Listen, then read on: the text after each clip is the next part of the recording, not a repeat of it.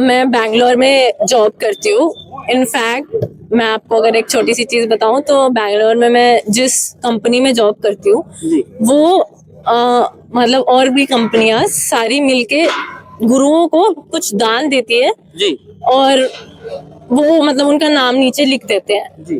तो मैंने जब पता किया कि हमारे गुरुजियों ने, संत रामपाल जी महाराज ने कितने लाखों लोगों के घर बना दिए, बेटियों को पढ़ाने लग रहे हैं और अभी करोड़ों में नहीं अरबों में उन्होंने मतलब किसानों को बचाने के लिए पाइपें मोटरें का दान दे दिया, तो तब मेरे ऐसे मन में ये विचार आया कि अगर संत रामपाल अगर इस मिशन में अगर मेरी कंपनी भी आगे आके मदद करना चाहे तो मुझे ये चीज पहुंचानी चाहिए गुरुजी। तो जब उन्होंने मुझसे ये चीज पूछी तो मैंने आगे जब मेरे पिताजी को ये बात बताई तो वकीलों के थ्रू उन्होंने चिट्ठी लिखी संत रामपाल जी महाराज को कि ऐसे ऐसे ये कंपनी इतना इतना डॉलर्स में दान देना चाहती है।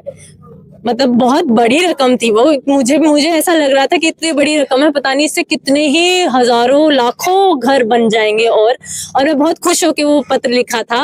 पर जब संत रामपाल जी महाराज का उस चीज पे रिप्लाई आया कि बेटा हम किसी जगत के भिखारी नहीं, हम कबीर सेठ के भिखारी, हम उस कबीर भगवान के भिखारी हैं, तो उस दिन मेरा बिल्कुल मन परिवर्तन हो गया था कि ये सचमुच एक बहुत ही अद्भुत शक्ति आई हुई है कि इतने बिलियंस ऑफ डॉलर्स उन्होंने ऐसे मना कर दिए और सचमुच में ही ये मतलब भगवान ही ये चीज करा रहे, क्योंकि किसी इंसान की बस की बात नहीं थी अरबों में ऐसे दान दे देना।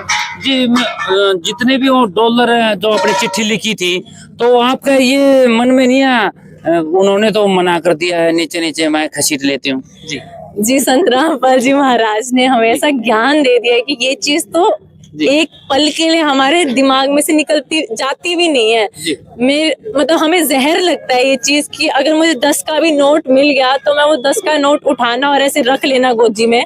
10 का क्या, अगर मुझे 1 लाख की गड्डी भी मिल जाए तो भी मैं उसको हाथ ना लगाऊं कि हम क्यों ऐसे। मतलब वही मैं आपको बताने की कोशिश कर रही हूँ कि संत रामपाल जी महाराज ने ऐसे कहते हैं ना संस्कारों के देवता पैदा कर दिए हैं जो गलत तो दूर की बात है, गलत सोचते भी नहीं है।